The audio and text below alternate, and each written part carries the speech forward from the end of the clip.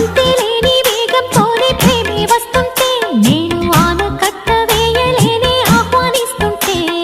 పట్టే తప్పే విరహంలోనే మునిగిపోతుంటే ఇక క్షేమంగానే జీవిస్తాని చెయ్యందిస్తా